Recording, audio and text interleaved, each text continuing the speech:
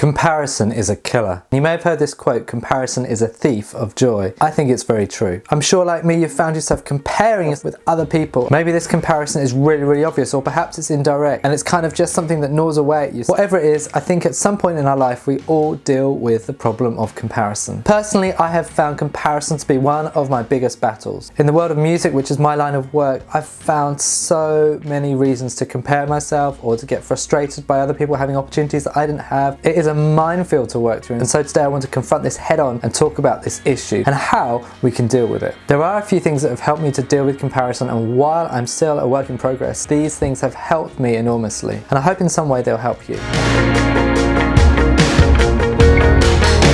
Number 1, articulate what is in your lane. Sometimes we can look at others and want what they've got, but the reality is our skills just may not be the same, or we don't have that passion or drive to pull off what that other person has pulled off. Learn to understand the things that give you a sense of achievement or accomplishment or joy. Knowing this will help you to continue on in the bad days and keep pursuing this path. Also, I find that by identifying things that are in our lane, we can also identify what is not in our lane. It could be things that we're just clearly not skilled in, or not passionate about, or we just struggle to do. For me, the world of science is complicated, I cannot get my head around it, and it's just something that I don't need to pursue. Leave it to people who are far more skilled, have a passion for it, and will be able to deliver. By clarifying what isn't in our lane and what is in our lane, there'll be some things that are necessary that we're going to have to work hard on. For example, I find writing new music and being in tune with melody and lyrics something that comes relatively naturally to me. But what doesn't come so naturally to me is sound engineering. I have to train myself to understand this to become a better artist. And so there are areas where we may not be naturally skilled or naturally passionate about, but by developing those small things in that in-between space will help us with our overall pursuit.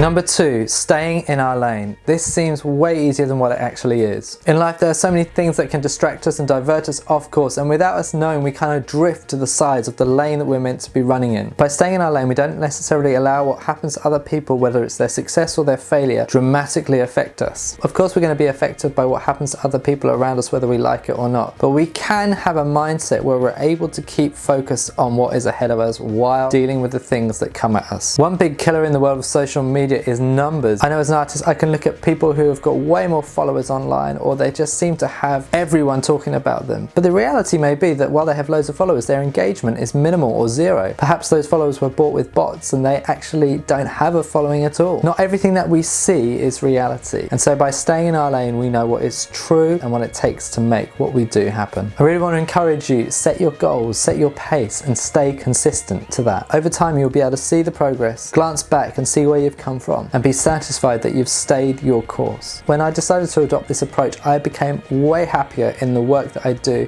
and more satisfied with the progress that I was making.